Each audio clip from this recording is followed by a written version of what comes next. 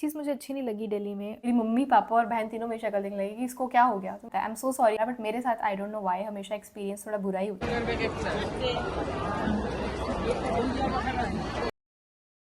But उसके पीछे एक स्टोरी लाइन थी और इस चीज़ को कोई डिस्ट्रॉय नहीं कर सकता है।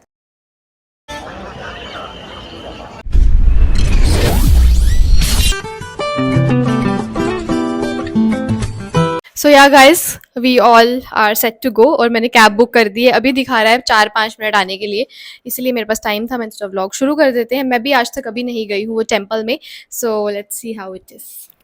गाइज़, ये व्लॉग है पार्ट 2। इसका पार्ट 1 जिन्होंने नहीं देखा है वो जाके मेरे चैनल पे ज़रूर देखना।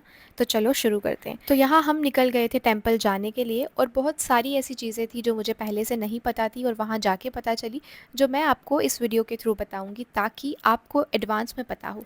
जैसे कि मंदिर की लोकेशन क्या है, हम कैसे वहाँ तक पहुँच सकते हैं, नियरेस्ट मेट्रो स्टेशन क्या है, मंदिर के टाइमिंग्स क्या है, कौन से दिन पे मंदिर खुला होता है, कौन से पे बंद होता है, और भी बहुत कुछ। तो ये वीडियो होने वाला है एकदम डिटेल वीडियो, इसलिए वीडियो को स्किप मत करना और पूरी वीडियो एंड तक देखना। तो चलिए स्टार्ट करते हैं।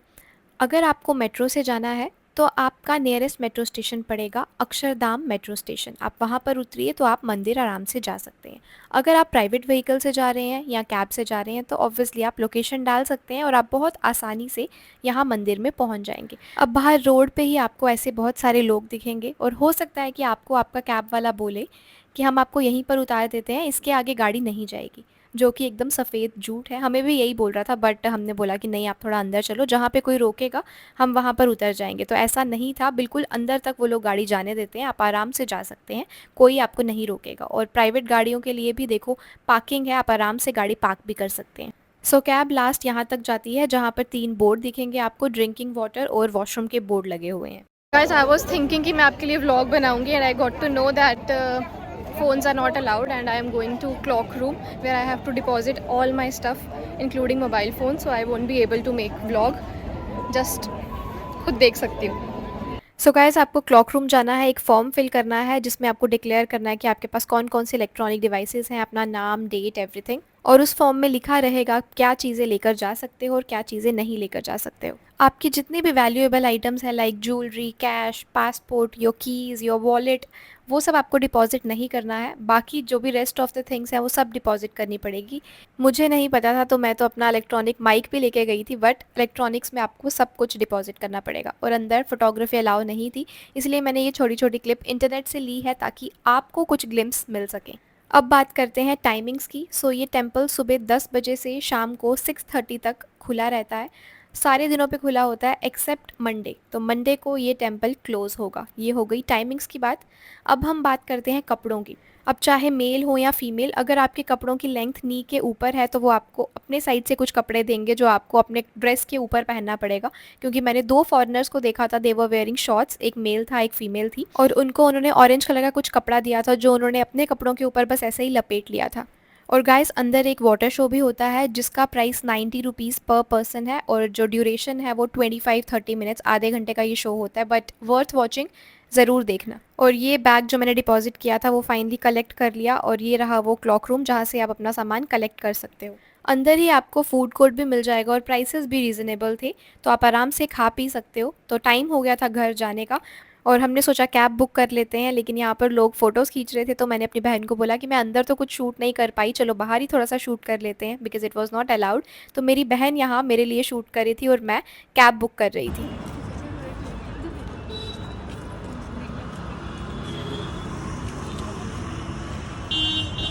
सो गाइस, फाइनली हमारी कैब आ गई और हमने कैब बोर्ड की। अब सोचो, मैं फाइनली वर्ड यूज़ कर रही हूँ, इट मीन्स अगेन। मैं हर व्लॉग में बताती हूँ कि I don't know why Delhi में मुझे इतना स्ट्रगल करना पड़ रहा है कैब्स के लिए। हमेशा इंसान ट्रिप एक्सेप्ट करेगा एंड देन कैंसिल कर देगा। Again same thing happen, but वही, होने को कौन रोक सकता है। और ऊपर से जो कैब मिली, क्या ही बताऊँ। इमेजिन, कांच नहीं खुल रहे थे। ड्राइवर ने 2-3 बार ट्राई किया बट नहीं खुल रहे थे कांच। और अभी दिल्ली में इतनी गर्मी हो गई है ना कि पूछो मत, और मुझे इतना प्यूकिश फील हो रहा था इस वजह से। सो गाइज, मैं फ़िलहाल घर आ चुकी हूँ और यहाँ चल रहा है फ़ोटो सेशन। देखना इन दोनों को, एक इधर लगे पड़े हैं और दूसरे इधर। क्या मम्मी तो थक के चूर हो गई। आपको ही जाना था? मेरे करो, बहुत थकावट है मुझे। सो जाओ, गुड नाइट। मैं खुद फर्स्ट टाइम गई थी अक्षरधाम टेम्पल और मुझे नहीं पता था कि वहाँ पर फोटोग्राफी अलाउ नहीं है, तो मैंने घर से व्लॉग बनाना शुरू किया और वहाँ जाके रियलाइज़ किया कि जितने भी आपके पास इलेक्ट्रॉनिक आइटम्स हैं, इवन आपका जो हैंड बैग है, ये सब चीज़ें अलाउ नहीं है। तो आपको ये सब सबमिट करवाना पड़ेगा और जब आप मंदिर से होकर आ जाओगे then you have to collect it. तो वहाँ जाके मेरा दिमाग थोड़ा तो ख़राब हुआ, बट कुछ कर नहीं सकते हैं बिकॉज वो रूल था and it was for like everyone. तो फिलहाल था क्या मंदिर में, आपको थोड़ा सा वो बताती हूँ मैं। तो मैंने वाटर शो अटेंड किया जिसकी टिकट थी फॉर एडल्ट 90 रुपीज़। जैसे अगर दुबई गए हो आप लोग तो बुर्ज खलीफा में जैसे देखा है वो water fountain and all, same वैसा ही था। बट उसके पीछे एक स्टोरी लाइन थी, 4 बच्चे आगे पीछे घूम रहे हैं और जो वाटर फाउंटेन वाला पार्ट था उसको उन्होंने कंसीडर किया था एज अ फ्लावर, कि हमने एक फ्लावर बनाया है और इस चीज़ को कोई डिस्ट्रॉय नहीं कर सकता है। तो एक एक करके सारे भगवान, सारे देवता जो हैं वो स्क्रीन पे दिखाए जा रहे थे, जैसे अग्नि, वायु, पानी, आई मीन जल, ये सब चीज़ें। और वो एक एक करके उसको डिस्ट्रॉय करने की कोशिश कर रहे थे कि मेरे पास बहुत पावर है, मैं ये कर सकता हूँ, वो कर सकता हूँ। So this was the basic concept. तो it was nice overall, it was a nice experience. आपको एटलीस्ट एक बार तो देखना चाहिए, मेरे मॉम डैड को बहुत अच्छा लगा। तो लेकिन मुझे एक बात थोड़ी वियर्ड लगी, वो ये कि अपने फ़ोन लेके वहाँ पे नहीं जा सकते आप, फोटोग्राफी नहीं कर सकते। लेकिन वहाँ पर बूथ बने हुए थे, उनके कैमरा से आप फोटोग्राफ्स खींच सकते हो पैसे देकर, विच इज़ अ धंधा फॉर मी कि हाँ ठीक है आप लोग दूसरों को अलाउ नहीं कर रहे हो, बट अगर नहीं है अलाउ, एक समझ रहे हो आप एजेंडा कि नहीं है मीन्स नहीं अलाउ है, कि आप कहीं से भी कोई फ़ोटो खींच ही नहीं सकते। बट आप अपने कैमरा से अलाउ कर रहे हो, पैसे ले रहे हो। मुझे वो चीज़ डाइजेस्ट नहीं हुई। Let me know in the comment section कि आप क्या सोचते हो इस बारे में। अभी आते आते कैब बुक की मैंने, कैब वाले भैया, मतलब मुझे दिल्ली वालों का एटीट्यूड समझ ही नहीं आता है। आई एम सो सॉरी अगर कोई यहाँ पे दिल्ली वाला है और सुन रहा है, बट मेरे साथ आई डोंट नो वाई हमेशा एक्सपीरियंस थोड़ा बुरा ही होता है। तो मैंने कैब बुक की और उसमें ना दोनों कांच खुल नहीं रहे थे और अभी गर्मी हो गई है काफ़ी दिल्ली में। तो दीदी ने बोला ड्राइवर को कि भैया ये खुल नहीं रहा है, ही ट्राइड कि नहीं खुल रहा है करके। अपॉलॉजी तो दूर की बात है, चलते गए मैंने सामने से बोला इट्स ओके भैया, आपने अपनी साइड से ट्राई कर लिया है बट नहीं खुल रहा है तो इट्स ओके, हम मैनेज कर लेंगे।